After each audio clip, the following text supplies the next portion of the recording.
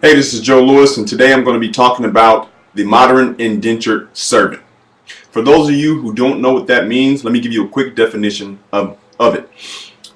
In the 1800s and the early 1900s, people from Europe, Germany, and like France, they would all want to come over to the United States for work, but they didn't have money to get here or transportation.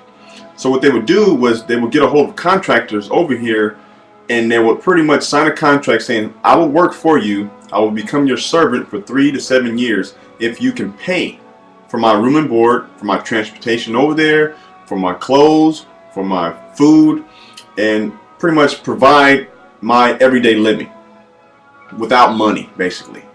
And what would happen is when these guys got over here, that contract went longer than 7 years, let's say, or it actually went longer than what they actually signed for, and they became like a indebted slave, for instance, for a very long time. But they were called servants, but they worked way past the actual contract time. And now that when I look into what's going on right now in 2011, when I look at the media, when I look at people losing their jobs, or people who are overworking themselves, working 2 jobs just to provide, it's kind of reminding me of back in the 1800s of what was going on then, called the indentured servants. And that's why I titled this video the modern indentured servant.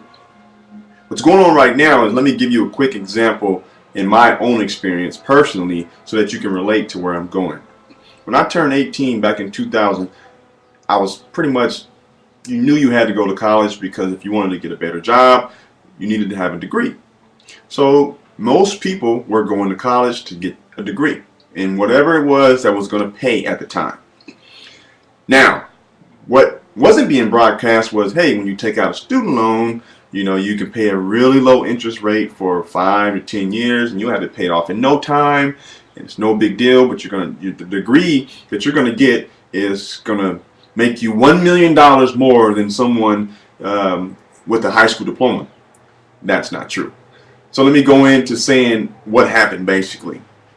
When I got out of college in 2006, within about, let's say, 6 months, it was time for me to start paying the loan back. Well, it was a $20,000 student loan, so they said around $250 a month for the next like 15 years. Now, if you do the math, you already know. Come on, $250 a month times 12 times 15 more years after that, it's a lot more than $20,000. So we don't even have to go into that. But just the interest alone was almost double the $20,000. But they don't broadcast that via media, television, or newspaper. So you don't know that unless you learn from someone else who already went through it. Now what happened years later is a lot of people, what's going on right now is people can't afford to pay their student loans back because they can't find a job. Millions of jobs are being lost, but everyone has a degree, but you can't afford to pay back your student loan. Now, most people can actually pay their student loans, but what's really happening is once they get out of college, they get into further debt via a new car, a mortgage payment. If they have kids, they get married, 4 or 5 cell phone bills to keep up with the Joneses, and things like that. And what happens is now you are forced to go get a job. You have no choice because you have to make this mortgage payment. You have to make the car payment. And you will always have a reason that's justified of why you should do that. Why I should get a bigger house if I got a pay raise. Why I should get a better car if I got a pay raise or a new job. And what's happening is that all you're doing is falling into the trap that most people in the banking world and the business world want you to do. Everything you're doing is a liability. You're just clogging a bunch of liabilities together, and you're stressing yourself out, and you don't even know it until one day it just hits you, and now what you're bringing in, you're actually paying out more, and that's when you pretty much lose it. And sometimes you say forget it, you stop paying stuff, your credit gets all messed up, and things of that nature.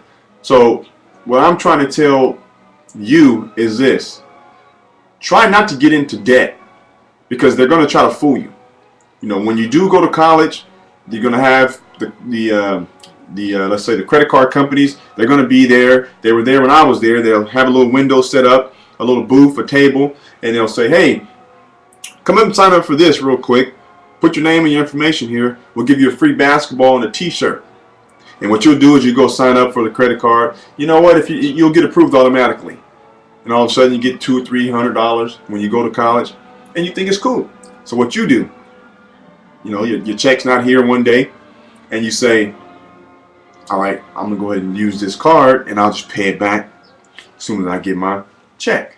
But what happens is sometimes your check wasn't what you thought it was, or you forgot you had to pay your cell phone bill, you forgot you had to do this other thing, and then all of a sudden, here it comes. You get one credit card, one turns into two, two turns into four. Here comes all the debt, here comes all the stress. Welcome to the real world, basically.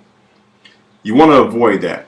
And in my next video article that I'll be sharing with you in a couple of days, I'm going to give you some more ways of how to avoid getting into debt and becoming a modern indentured servant.